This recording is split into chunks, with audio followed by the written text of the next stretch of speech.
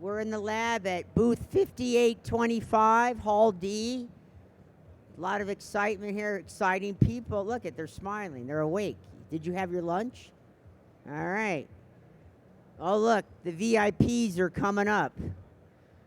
I see, wait, is that Wayne Kimmel for 76 Capital and his crew? Wayne, you are welcome to take one of these identical seats with an identical microphone. Oh, look at that. We'll make you hot after they cut me off. They're going to cut me off with a hook and silence me. Hey, Eric, how are you? Uh-oh, last minute business. Chris has got what happened? Wait, where's Scott? Scott. Look at Scott. Scott, don't trip. It's a really high stage. Yeah, no. Welcome, everybody. We're at the lab in booth 5825.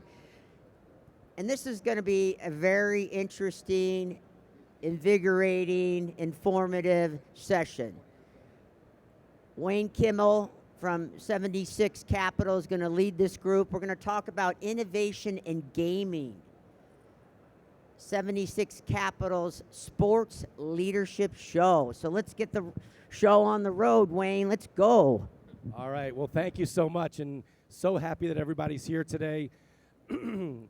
We are actually taping this live because we're going to do this show, and this show will be available all over the internet. So no pressure, guys. Not all the podcasts and all the different networks. So, well, welcome everybody to our 76 Capital Sports Leadership Show here live at G2E. And we're going to talk about innovation in gaming today. And I am super excited to have these amazing guests here. And as many of you know, on our 76 Capital Sports Leadership Show, we interview top entrepreneurs, executives, athletes who truly are doing the next thing in the sports industry. And that's what we're going to do here. We're going to talk about all these amazing new innovations. So let's kick this thing off. And let me introduce everybody that we have here on the stage. To my right, I have Scott Sadin, who is the COO of US Integrity. Next to him is Eric Weiss, who is the president of North America for Odds On Compliance, and Chris Reynolds, the CEO of Epoxy.ai. And it's just awesome to have all of you here. So thanks for coming out today for this. Thank you, Wayne. So let's kick this off. Scott, I think one of the great things that we always get the opportunity to do on our show is to allow all of our guests to introduce themselves, share a little bit about yourself, but also what's US Integrity and what's some of the super exciting things that are happening and have happened, and I'll let you say it. Yeah, thank you, Wayne. Excited to participate in this. This is always a great session each year. My name is Scott Sadin. As Wayne mentioned, I'm the Chief Operating Officer of a company called US Integrity. And it's been a busy year. So we're basically an anomaly detection a company. We focus on highlighting abnormalities across the sports wagering ecosystem. We partner with collegiate sports properties, professional sports properties, regulatory bodies, and 95 sportsbook operators across the ecosystem. They are all plugged in to our customizable dashboard via which alerts, notifications, reports, insights, educational programming are all delivered. Two quick sort of big highlights for the company. One is we just launched a new product called ProAbet in tandem with our new partners, Odds On Compliance. ProAbet is aimed at combating the sort of rampant prohibited betting issue that we've seen across the collegiate and professional sports wagering ecosystem. It's a really, really exciting project that we've actually been working on for 5 years. Not something that we just did as a result of what was going on with Iowa State, and some other sports properties, but something we've been working on for a long time. And then lastly, we just announced a merger last week with Odds On Compliance, which I'm really excited about and think it presents a ton of opportunities, not just for us, but for our partners across the ecosystem who all are looking for more services from one platform to consolidate sort of the number of vendors and number of resources they're deploying. Well, it is amazing, and I guess I should say at the same time, each one of your companies are companies that 76 Capital has invested in, And we're just super proud of what all of you have done so far and what the future looks like. So Eric, from your perspective, maybe talk a little bit about what you think about this exciting merger that's coming, that's happening, as well as what you and your team at Odds On Compliance do. Sure, Wayne. Thank you, and Scott. Nice job. It's exciting times, like you guys are saying. It's really good, exciting times. I am the president of North American Operations for Odds On Compliance. What we specialize in is really we're a full-service consulting company. So when you talk about the merger, you talk about the ProBet software. It's been in the makes for, like Scott said, over 5 years. The merger made sense for a lot of reasons, and it's exciting. Primarily the reasons are our technology and our people. We've been working with this company for a long time, and they specialize in the sports protection and keeping it free from match fixing and integrity. And what our technology does is it allows people, if you're in a compliance role, what our technology allows you to do is to look at the regulations across the United States, Canada, 22 countries in Europe, in Brazil. You're able to research every regulation that's available. We bring it all together into one location. You can compare jurisdictions. You can research similarities, difference, to use it for strategy choices. And it's updated daily. So if you're in a compliance role and you're considering expanding in the United States, or if you want to come into the United States and you want to see how your product is going to comply, it's a one-stop shop. All the regulations, whether it's iCasino, iLottery, fantasy sports, retail casino, retail sports, they're all there in one easy to navigate, intuitive, one-stop shop. What you're going to see in the future that's going to continue to grow, there's really cool features in it. For instance, if you work with regulators, you know how when you do some research and you're looking at the regulations, there's a lot of gray in those regulations, right? It's not clear what they mean by something.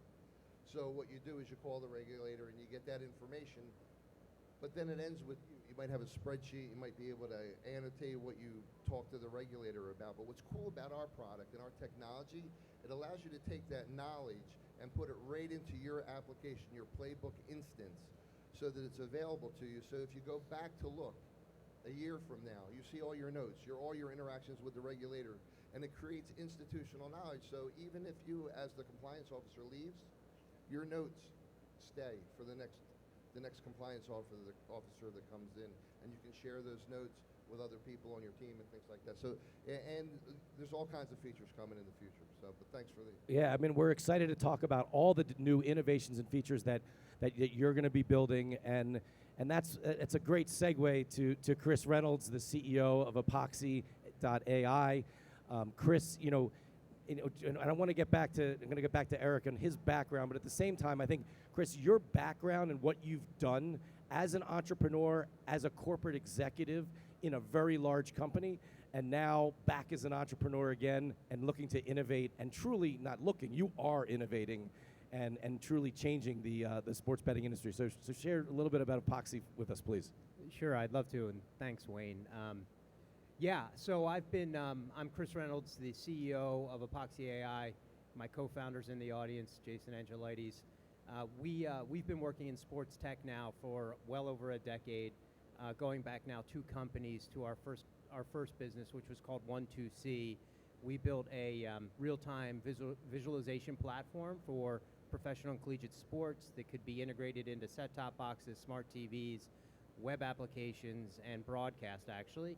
We wound up selling that company to Comcast in 2016, which to this day continues to be kind of the foundational components and services for the sports property, or the sports services that Xfinity, NBC, and Sky make available to their customers. So Chris, isn't that the thing you could just say, you talk to your remote and say, show me some scores, and Sure, your stuff shows up? Yeah, so we built some pretty interesting technology while we were there, being able to utilize the voice remote to call up your favorite team, your favorite players, matchups, individual videos around sports, things like that. The things that you're seeing now on YouTube TV around stats and the integration of video and highlights are things that we were frankly doing almost a decade ago. And so my partner and I were fortunate enough to see real money gaming, sports betting in particular, coming together with media back in 2019, where we came up with this concept for Epoxy.ai, which was really at its highest level. We're personalizing the sports betting and iCasino space. So if you think of a Netflix or a YouTube or an Amazon and how those interfaces are actually personalized for the individual user, we have an AI and an ML platform, and we license the services and products off of that platform to betting operators all over the globe. We've partnered with the major gaming platforms here in the United States. We have a deal with AWS. We have operator partners here in North America, in the United States and Canada. And yeah, we're growing, and it's really exciting. Yeah, that's amazing, Chris. And Scott, I mean, we'll kind of maybe jump off of that and maybe share how you at US Integrity work with some of the major leagues, some of the major conferences, whether it's the NFL, the Major League Baseball, or the SEC, the Big 12, and why they work with you, why the commissioner of the Big 12 has just basically said you must work with US Integrity, and why that's such an important thing across the sports and the gaming industry today. Yeah, I think there's a few aspects to that. The first is that we focused our company from the very beginning on one, building relationships, and two, problem solving. We wanted to make sure that if there were any questions related to sports betting, they knew who to call, right? And so it wasn't just here is some unique, proprietary, intuitive dashboard that gives you a whole host of tools, insights, reporting, notifications, and here's a customer service hotline, right? Every single one of our clients has my cell phone number and my business partner, Matt Holt's cell phone number, right? So we were there when they were navigating. Is that the Matt Holt who was just rated the fifth most important person in collegiate sports? Ahead of Charlie Baker, I might add. And so yeah, it's been a really, really unique opportunity in the collegiate market, because initially they were so apprehensive to even embrace or engage someone like us, who, again, we're not an operator, we don't offer odds, we don't distribute odds, we're not making odds, we're not managing risk, we're only providing transparency and visibility and highlighting anomalies that could warrant further investigation or be indicative of potentially suspicious or nefarious activity.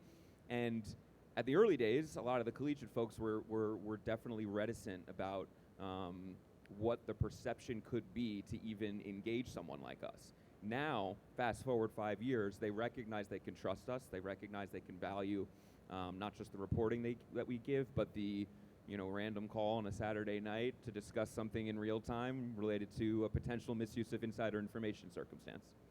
I mean, a quick follow-up, Scott. I mean, in your time when over the last 5 years, are there any sort of maybe stories that you can share with, whether it was a team, a league, where that you've kind of shared with them some betting related information, or how much was bet on a game, their game, and what that reaction was from the sports side of the world?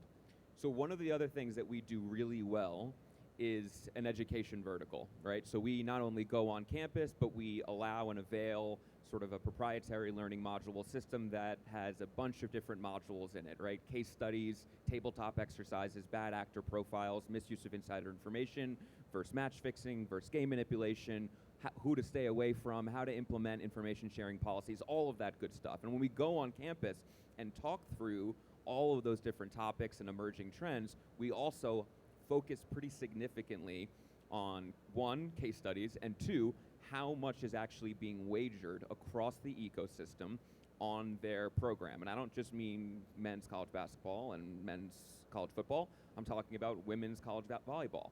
I'm talking about tennis. I'm talking about whatever sport they have that has regulated wagering available on it. And I think that does two things. One, it really shows the scope and the size of the market for a lot of these sports that I don't think collegiate administrators had any idea existed, at least initially. And then two, it does provide valuable insight for them as they look to unlock this category potentially down the road, whether it be through a direct to sportsbook sponsorship arrangement or some kind of data deal with a data company. And so I think that information is helping to inform their understanding and the context of the market and the size of the market, so that they can more impactfully and effectively negotiate some of those potential deals. And so, Eric, I mean, I think one of the things that I'd love to hear from you is, you were on the regulator side, right? That's where you came from. Why did you come over and join Eric Frank at Odds On, and what did you see the opportunity was, and how has that played out? Sure, thank you. Yeah, Wayne, I was a New Jersey regulator for 30 years. I spent time as an investigator doing computer investigations. I ran our slot lab, and I became chief of staff before I retired in 2021 under Dave Rebuck. I think my greatest experience was during the time that I ran the lab. New Jersey's different than other jurisdictions. We have our own test lab. We don't use GLI or BMM. So I was responsible for all of the technology that was used in Atlantic City. It would come through my lab. We would evaluate it to ensure that it's suitable for use, basically. Then comes along 2013, and we were getting ready for online casino gaming. And I was responsible for researching the regulations, looking to other jurisdictions to see how they were doing. I can remember sitting in my dining room with like Alderney, Gibraltar, France, all the regulations out, and I'm highlighting, what's good, what's bad. We didn't have Playbook back then, right? I wish we did. But yeah, I mean, and what was good, like we thought that if we could prove that you can launch iGaming and regulate it with a high level of integrity, that it would take off, right? That every other jurisdiction in the country would have online casino. Didn't happen. We were surprised. It didn't happen. Not until we overturned PASPA in 2018 and we won our Supreme Court ruling. That's when online took off, right? So that's when a lot of the regulators came into New Jersey and said, okay, well, how do you guys do it? And so that was my background and my experience coming over from the regulator side. And just to make a long story short, 30 years I was gaming, and I turned 55 and talked to Director Reebok. He said, look, if you're going to leave, I said, it's time to retire. And he said, make sure you have a job. And that day, Eric Frank called me out of the blue to ask me about a policy issue. I said, well, you're not going to have me around much longer. And he said, well, come on board. And he told me what was happening, his vision for this company. And my experience as a regulator was a perfect fit, right? We help companies with compliance, help them to navigate the patchwork of regulations that exist all over the country. People need to get launched, they need to know how to do it, whether it's licensing, whether it's technical compliance, whether it's operational support, internal controls. That's what we do. And our technology helps people do that. We use it, our customers use it, and regulators use it. So yeah, that's kind of what attracted me to this, and that's kind of how I wound up here on the dark side with these guys. Well, Chris, I mean, again, as I said, you've been an entrepreneur. You were a corporate guy. You're an entrepreneur again with Jason. Again, what are you, like a glutton for punishment, right? But I mean, where is he? But I mean, I think one of the things is, but what's been amazing to see also is your team. The team that you had at 12C, the team that you had at Comcast, and that team, again, now at Epoxy.ai. And so I'd love to hear a little bit about that as well as when I kind of share with people what Epoxy is. I use this example of the idea that where we are with sports betting apps today is similar to where we were when Amazon just sold books. Now Amazon, you could buy anything and they know everything about us. And my understanding is that's what Epoxy.ai can do for the overall gaming industry. And I mean overall, not only sports betting. Yeah, thanks, and you're right. So I've been very fortunate over the course of my professional career to really be working with the same group of folks, the same team now for over 12 years. We started at 12C. They came with us through the acquisition at Comcast, and they left with us when we started Epoxy.ai. And to me, we've benefited from that significantly. There's a tremendous amount of trust across the organization. We have remote folks that we never have worried about, and we frankly we rely and trust one another so much that it's allowed us to really accelerate things. Everyone up on the stage can speak to the fact that when you're starting a company and you're hiring folks and you're making decisions on, not a tremendous amount of data, and you're hopeful that things will work out. But frankly, usually they don't, right? The best baseball players in the world hit the ball 3 times out of 10. So I'm lucky, and we don't take it for granted at all. And everyone contributes, and everyone's aware of what we're doing, and I hope I can continue to do it for the rest of my career. As far as what we're doing in the industry, I think you nailed it, Wayne. Larry Page has an expression that for a digital experience to be successful, it needs to pass the toothbrush test, meaning it's something that you have to use every day. For us, we believe for sportsbook or iCasino to be successful in the long term, those services, they're going to continue to expand. Number one, they're going to offer more than just betting offers and casino games. They're going to integrate, and have already started to do this, video and editorial and other merchandising and e-commerce offers. But all of the things that a betting operator puts in front of you have to be contextual to who you are, what type of person you are, how you bet, the type of content that you engage with, and they have to get it right. Otherwise, you're going to go somewhere else. Right now, we see a greenfield opportunity because of the lack of, frankly, differentiation in the market across sports betting applications, and especially iCasino, where there is none. And so for these operators to continue to be successful and continue to scale out, they have to make their experience personalized for the individual user, and that's frankly what our software does. We make it available in multiple ways. We license APIs for the more sophisticated operators that have client and front-end teams and data teams. For our kind of frankly less sophisticated or partners that just don't have the resources, we have off-the-shelf components that they can take and integrate into their experience and deliver one-to-one personalization out of the gate. Betting operators cannot continue to fill up their customers' wallets with bonuses and other things. It's unsustainable, and I'm not saying anything that no one in this audience doesn't already know.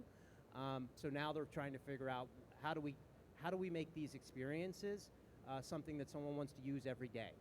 And the best way to do that is to start with personalization. Well, I think one of the things that we certainly think about at 76 Capital, my partners and I, we're constantly always looking at all the new things that are happening across the sports world. I mean, there's been so many big things happening with, I'll throw out a couple things, like Apple getting the rights to broadcast the MLS. They doing MLB games. The fact that Thursday Night Football is on Amazon with their Vision product, and how there's all this data flowing within there, what they're doing. The fact that YouTube has the Sunday Ticket, and you now see these major technology companies, the biggest in the world, coming to the world of sports. Because, as we all know, the sports industry is truly an asset class today. And this is where individuals are now buying teams for $6 billion. People are doing things, you look back, only a few years ago, there were only 2 teams that were worth over $2 billion, and now every single NFL team is worth more than $2 billion.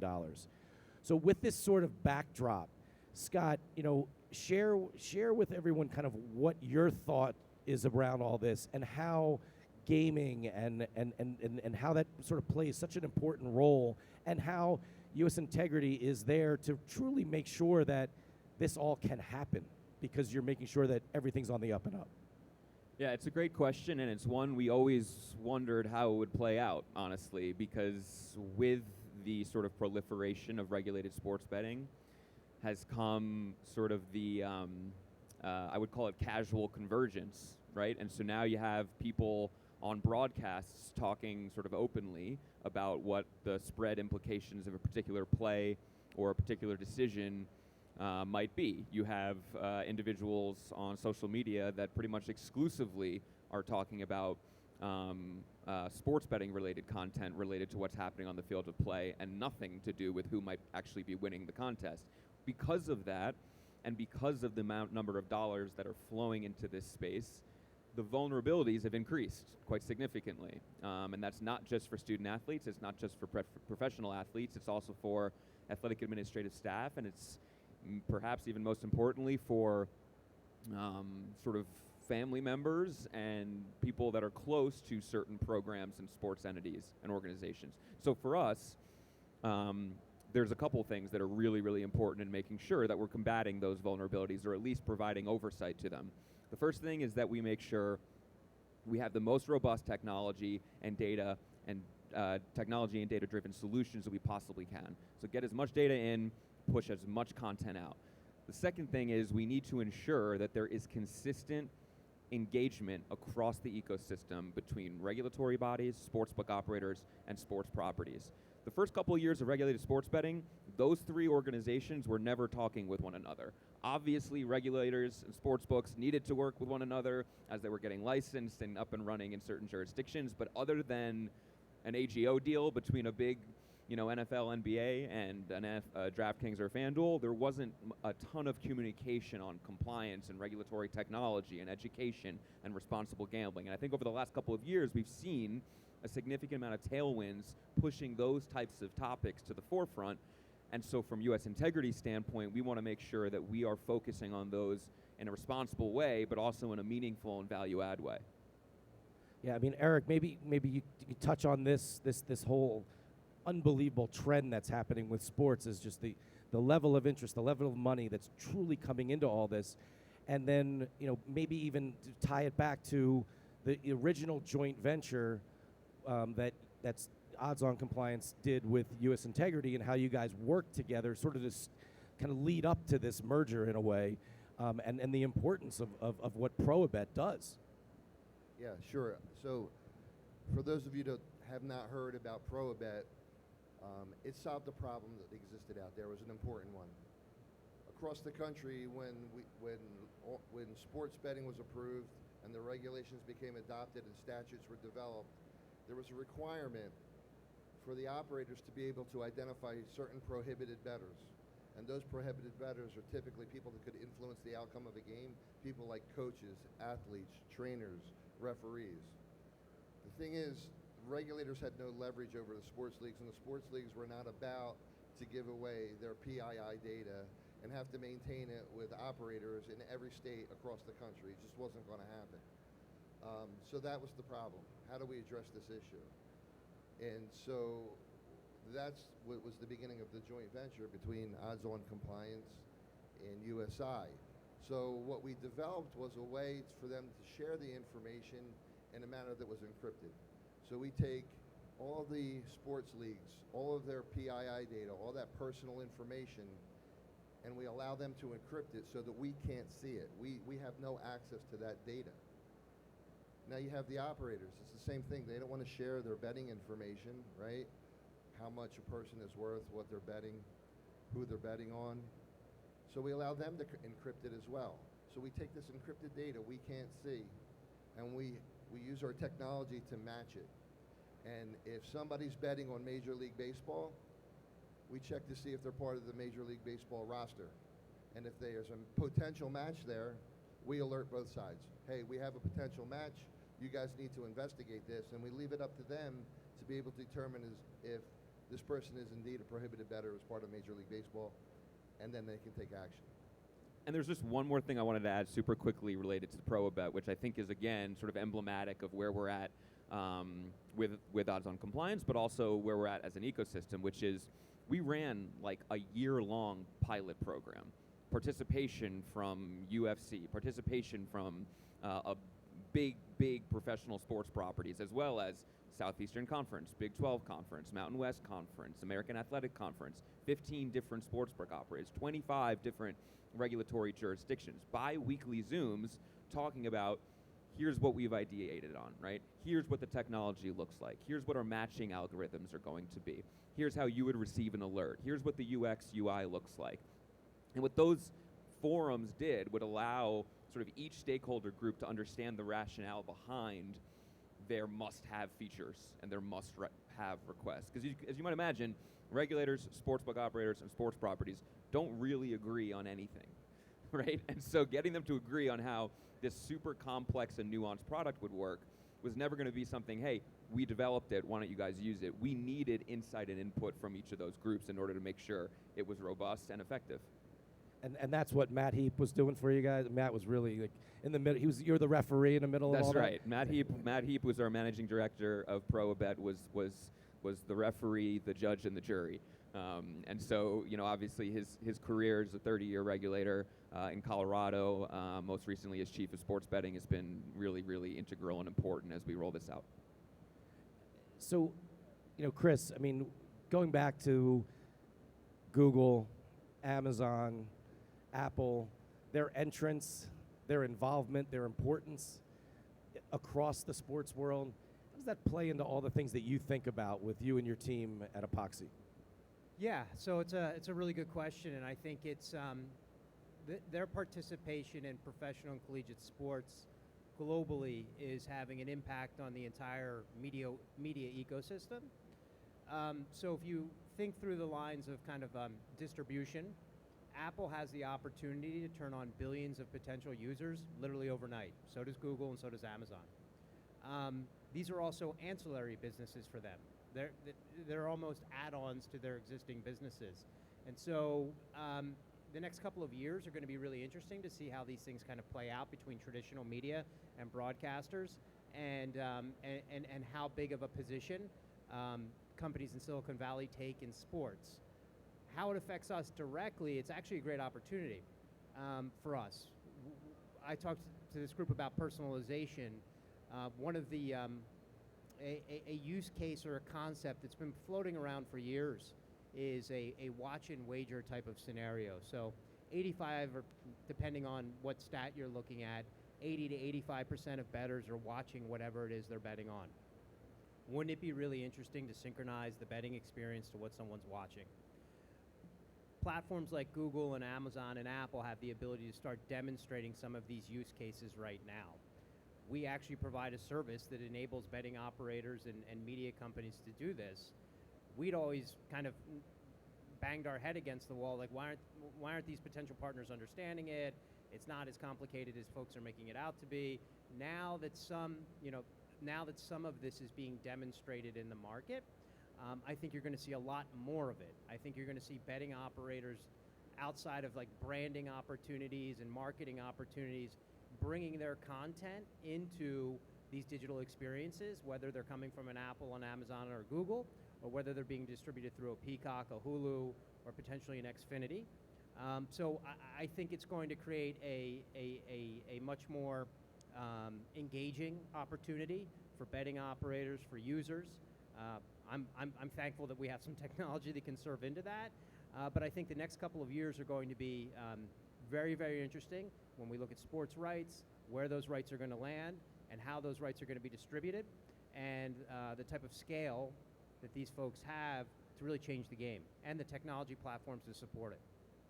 Well, building on that, Chris, I mean, I think the thing is, and maybe I think there's a great example on the floor here at G2E where, Aristocrat has done a deal with not only the NFL, but the NFLPA.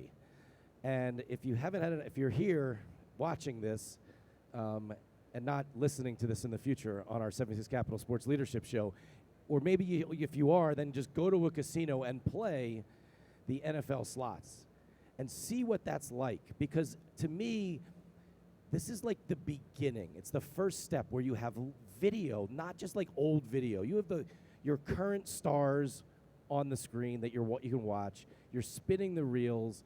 I mean, and it's really fun and engaging. And if you're a sports fan, it's like, this is kind of fun to play slots. It's not just like cherries and watermelons, right? I mean, it's a whole different game. How does that all impact what's going on here? Yeah, and I think it's very smart. We like Aristocrat a lot. They're an investor of ours, really bright people over there. And if you think about, just zoom out for a second, iCasino and Sportsbook have for years now tried to figure out how to convert one customer from one side of the business into the other side of the business. I think blending sports with casino games is actually kind of a very smart and intelligent way to capture that user. Slots make up the majority of revenue for most iCasinos out there. Sportsbook, if you can get your VIPs into that space, or your steady bettors into that space, and have them participating with iCasino games that resonate with them, that are tied to either a broadcast or live action, and you're using player images and likenesses to draw some correlation between what you like and an iCasino opportunity. I'm surprised it's actually taken this long, but it's a very smart concept. Well, Eric, why?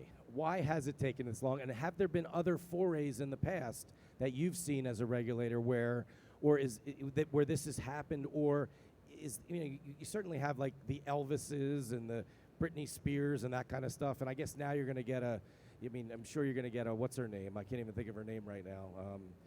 Taylor Swift. Sorry, yeah, you're going to get. Of course, you're going to get Taylor Swift. We had to talk about Taylor Swift because that's just everybody's talking about Taylor Swift. So maybe it's like a Taylor Swift and Travis Kelce mashup sponsored by State Farm or something. I don't know. Maybe they'll sponsor the show. Who knows? Come on. But Eric, over time, like, how are you have you seen something like this, and like what's going to happen in the future? Yeah, sure. Let's face it, gambling is entertainment, right? And that's what it is, and that's what they're providing. And with this, it's providing personalization. You can play, your favorite team. It's your theme. You're seeing that, and you're seeing those types of innovative approaches, not only on the casino floor, but in online. Anybody can throw up a sports book website and put a line on a game, right? But how are you going to get noticed? How are you going to compete with the big guys that are spending billions of dollars on advertisements and things like that?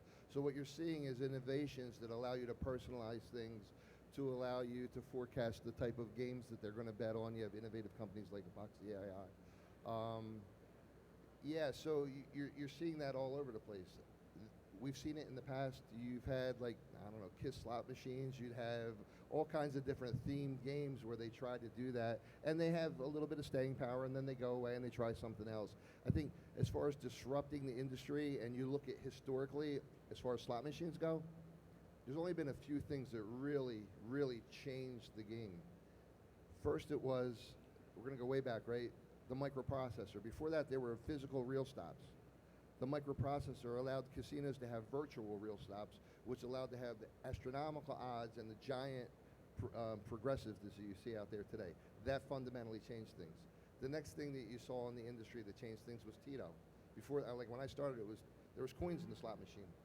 Now there's Tito everywhere. What's coming now is cashless, and you'll have a universal wallet someday to be able to gamble online back into the casino as well. So that's just one example of personalization. How do you reach people? The casinos now they're trying anything to do that and to differentiate their product and to make them loyal to their products. So Scott, share with me and the audience here, some of the things that you're thinking about for the future of this merger between U.S. Integrity and odds-on compliance, and what should we be keeping our eyes out for? Yeah, look, it's been something that honestly Matt and I have been talking about since the beginning. We always envisioned a sort of one-stop shop with respect to compliance, regulatory consulting, and regulatory technology services.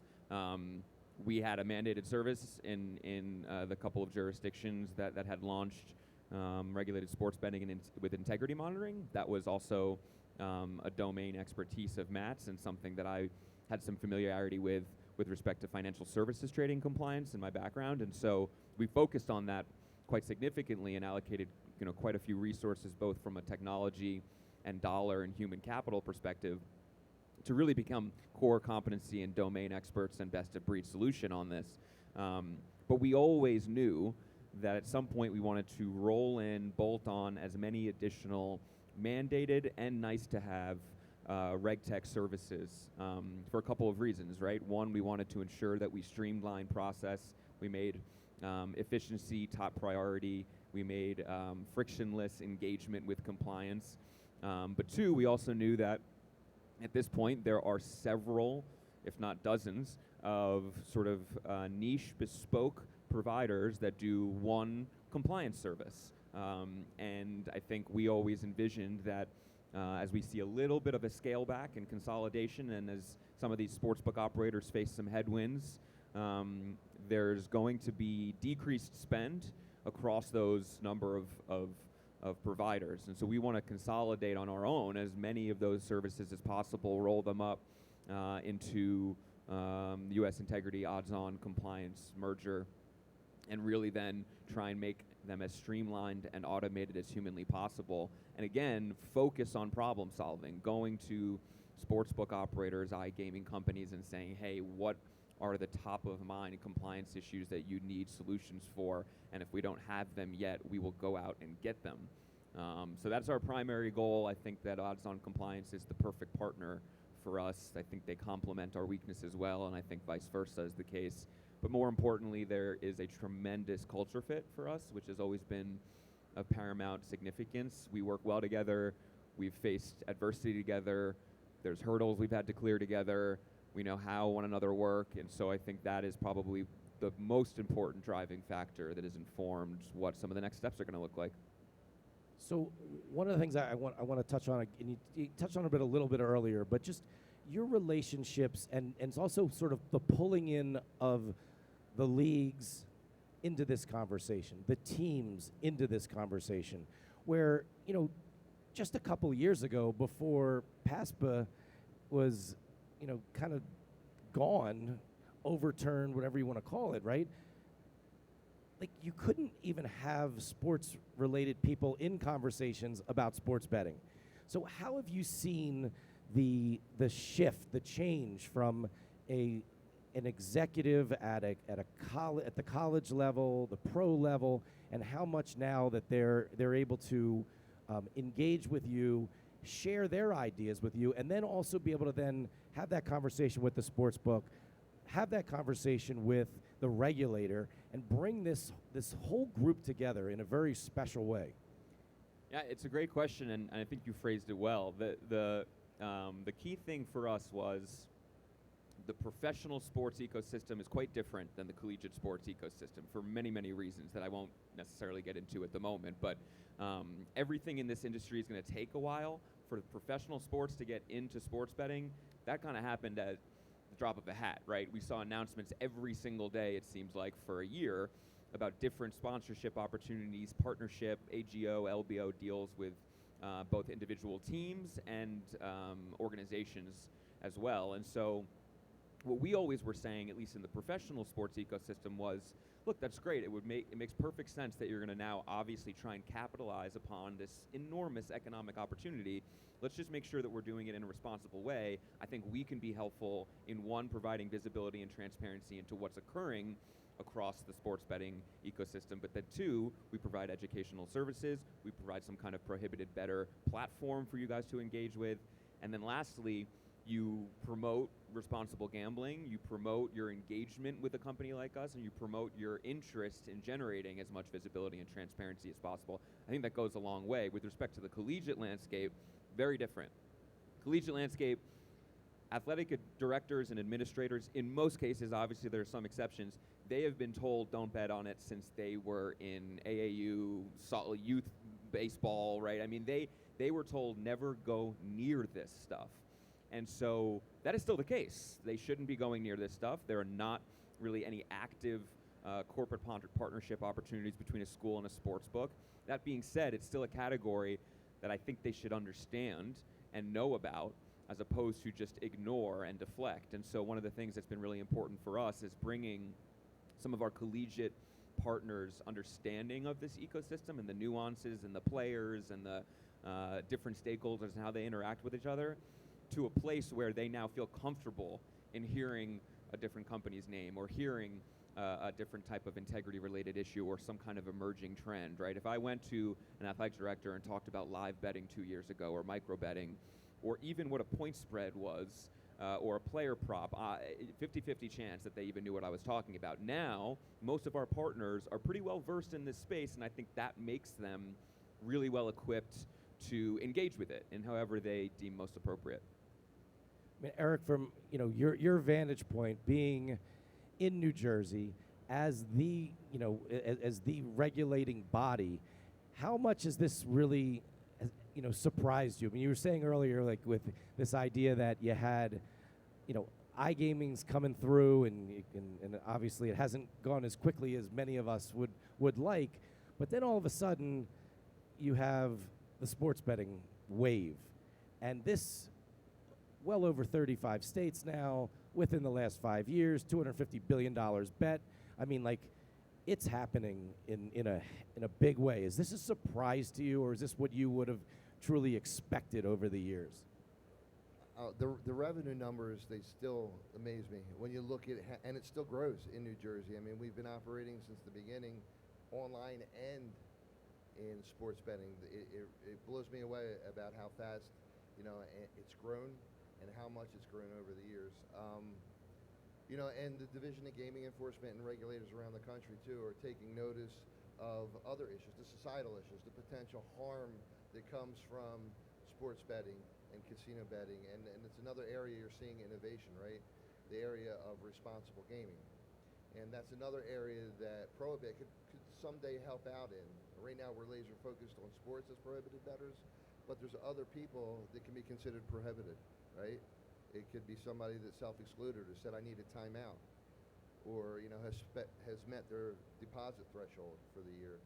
So, yeah, as far as the growth, it's been amazing. But the technology is keeping up, and the issues change over time. And right now, everyone is and you talked about professionals and and their thoughts about gaming and how that's changed. But now they're advertising and they're sponsoring, but then you're seeing other regulatory agencies saying, time out, we can't have them involved in advertising or encouraging people to gamble. So it's kind of evolving around the country from a regulatory perspective, and where it goes, not sure.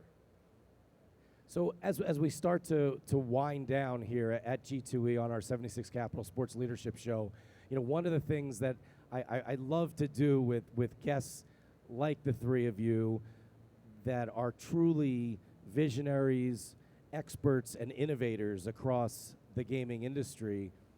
Chris, maybe I'll start with you. With what do you see? What are a couple things that you see over the next 3 to 5 years that will, as we're sitting here at G2E in 3 years, in 5 years, what's going to be different? What will be different? Who's going to be here that maybe is not here? Or will some of the companies here look different in some way? Yeah, so it's a great question. I'm amazed every year when I come how much bigger the show is, how many more people are attending. There seems to be kind of consistent growth, just generally speaking, in the whole vertical. I think you'll see continued consolidation on the sportsbook side. I think it's traditionally what happens in most markets. I think you're going to have 4 or 5 major brands competing for the majority of market share. I think those 4 or 5 brands will, as I noted earlier, will be more than just presenting or making betting offers available to their users. I think they're, in essence, going to become media destinations for their customers and for their users. I think more states are going to continue to fall as far as enabling sportsbook to be available and iCasino.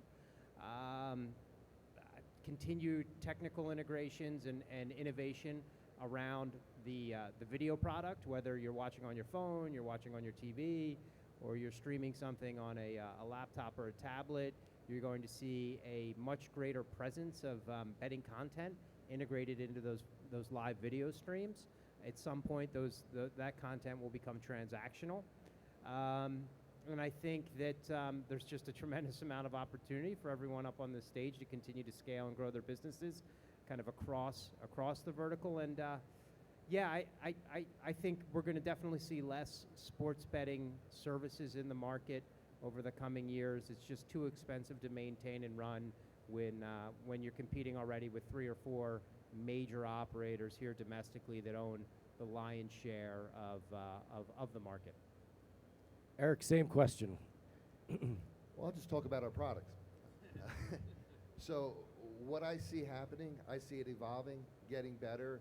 I mean, we sit around thinking, well, how can we improve this, right? What does the industry need? We're talking about compliance technology, okay? So I can see in the future the ability to upload documents so that you could use that as a search engine on your own information. I could see our technology being able to automate the creation of internal controls, to automate the evaluation of existing internal controls against existing regulations. But I got to interrupt you. Have you checked with your CTO, Mark? And if you talk to Ricky, he's over there, and Ricky over at US, they like giving those guys a lot of work, No, okay.